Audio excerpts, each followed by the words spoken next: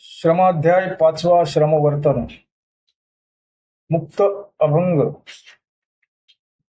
59. श्रमहस्त होती श्रमहत्यार श्रमती शुद्ध श्रमकार देहाची शक्ती थोर लोका जीवनी येई जोर. याचा श्रमार्थ काय आहे? श्रमाचे जे हात आहे, प्रत्येक मनुष्याला 2 हात दिलेले आहेत. कुणाला ब्रह्मांडाने 3 हात दिलेले नाहीत, फक्त 2च हात दिले. बुद्धी दिली, पण बुद्धी प्रत्येकाची वेगवेगळी आहे, हा फरक आहे. आणि काम करण्याची शक्ती वेगळी आहे, नाहीतर माणसंही समान आहे. कुणीही तिसऱ्या हाताचा नाही, कुणीही 2 हातात किंवा 2 हाताशिवाय वेगळा हात नाही प्रत्येकाचा. जो हात आहे त्या हाताची हत्यार बनवा आणि श्रम करा. असं साधं सोपं ब्रह्मांडाने आपल्याला सांगितलं आहे. किंवा या श्रम मुक्त अभंगाचा श्रमार्थ सांगता येईल. जर तुम्ही तसं केलं तर तुमचं जे श्रम आहे ते शुद्ध होतील. शुद्ध होतील म्हणजे काय? एकदम नेमके होतील. तुम्हाला जे काही करायचं आहे, तुम्हाला जे काही जीवनात मिळवायचं आहे, तुम्हाला काय पैसा अडका श्रीमंती मिळवायची आहे, ती शुद्ध होईल. म्हणजे नेमकी ती तुमच्या जीवनात प्रकट होईल. यासाठी मरमर मरायचं काम नाही. मरमर मरून घाम गाळून आपले आई वडील, आपले पूर्वज याने काही मिळवले? एक घर आणि एवढा जमीन, तुकडा जमिनीचा. पैसा मिळवायसाठी आम्ही श्रम करतो, आम्ही कीर्ती मिळवण्यासाठी श्रम करतो. आम्ही काय करतो? पैसा मिळवून आणि श्रम करून खर्च करतो. बचत आणि गुंतवणूक आम्हाला करायला पाहिजे, करत नाही. म्हणून या देहाची शक्ती जी आहे थोर आहे. हा देह कोणी दिलेला आपल्याला? देवाने दिलेला आहे, ब्रह्मांडाने दिलेला आहे. आणि याची शक्ती थोर. आणि ती शक्ती काय आहे? श्रम. बुद्धी असेल, मेंदू असेल तुमची, त्यापेक्षा तुमच्या जीवनामध्ये जर कशाला महत्व असेल तर तुमच्या शक्तीला आहे. ती शक्तीचं नाव आहे श्रमशक्ती. आणि या शक्तीनेच लोकांना जीवनामध्ये जोर प्राप्त होतो. म्हणजे काय होतं? प्रेरणा मिळते.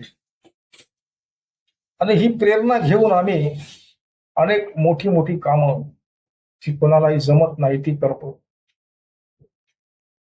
या मनगटाच्या बळावर आम्ही ते करतो. जीवनामध्ये अनेक संकट येतात, जीवनामध्ये अनेक समस्या येतात. त्याच्यावर मात करण्याची जी कल्पना आहे किंवा प्रेरणा आहे ती आम्हाला श्रमशक्तीमुळे मिळते. जरी आमचा मेंदू ती आम्हाला सूचना देतं, तरी करणारे कोण आहेत? हात आहेत. अरे संकट आलं, अरे अपघात आलं, तिथून पळ, बाजूला नाही. मग त्यावेळी तुम्हाला कोण मदत करतं? हात आणि पाय. पाय सुद्धा 2च आहेत तुम्हाला, का तिसरा पाय आहे तुमच्याकडे? नाही ना.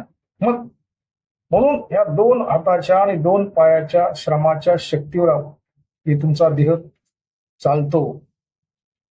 तुमचा समतोल राखणारे हे पाय आहे. आणि त्या समतोल राखणाऱ्या शक्तीला सहाय्य करणार तुमचे हात आहेत. आणि त्या सगळ्यांचं चलन करणारा, नियमन करणारा जो मेंदू आहे, तुमची बुद्धी आहे, तुमचं मन आहे, त्या सगळ्या मनाच्या आणि मेंदूच्या बुद्धीवर, शक्तीवर आपण चालतो. यामध्ये असेल कोणाला तरी दैवी देणगी बुद्धीची, परंतु त्यांनी कमावलेली आहे ती.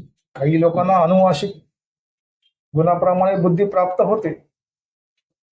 पण आता या आधुनिक जगामध्ये असं अनेकदा सिद्ध झालेलं आहे की ज्यांच्याकडे बुद्धी नाही, ज्यांना मेंदूची शक्ती कमी वाटते किंवा जे बालबुद्धी वाटतात, मंदबुद्धी वाटतात, अशी लोक पुढे जातात.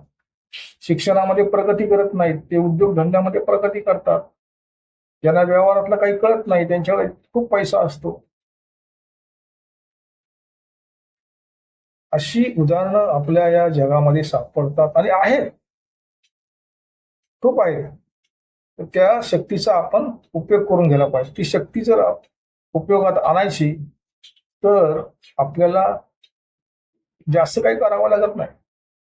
काम तर सगळेच करतात, नोकरी तर सगळेच करतात, त्यांचा व्यवसाय असेल, धंदा असेल, ते पण इतबारे करतात ना.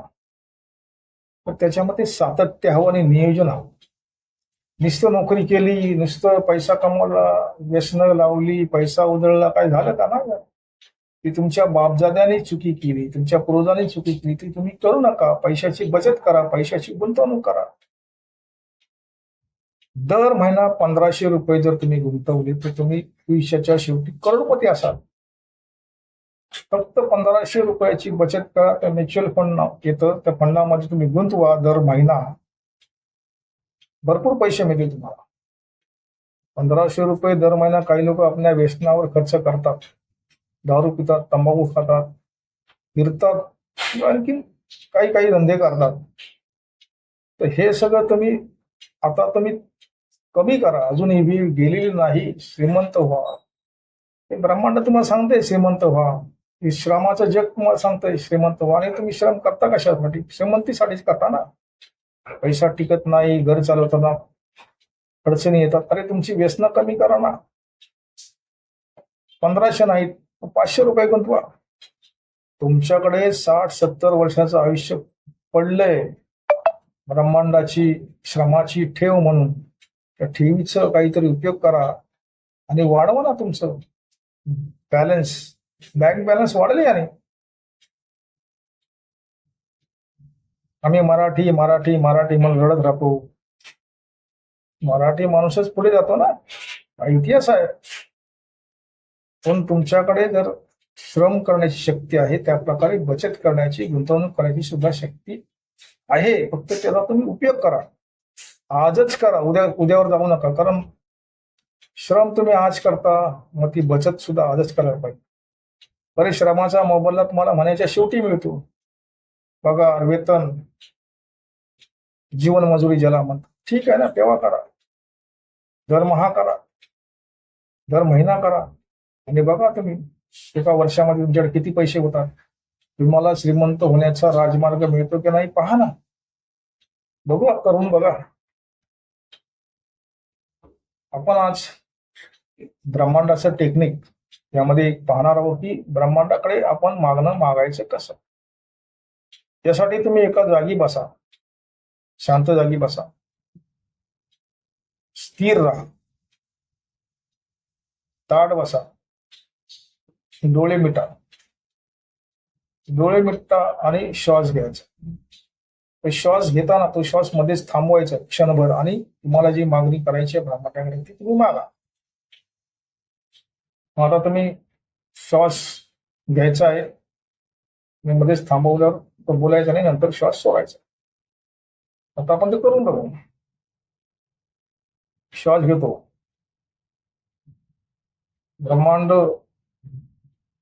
मला भरपूर पैसा हवा, मी श्रीमंत आहे, माझ्याकडे पैसा भरपूर आहे, मी पैशाचा चुंबक आहे, पैसा माझ्याकडे वाहत वाहत येतो, मी पैशावर प्रेम करतो, पैसा माझ्यावर प्रेम करतो, मी श्रीमंत आहे, मी श्रीमंत आहे, मी श्रीमंत आहे. आणि श्वास सोडायचा, डोळे उघडायचे आणि हात असे चोळून तुम्ही डोळ्यावर लावायचे, गालावर घासायचे. हे ब्रह्मांडाकडे मागणी करायचे एक टेक्निक आहे, साधे टेक्निक आहे. करून बघा.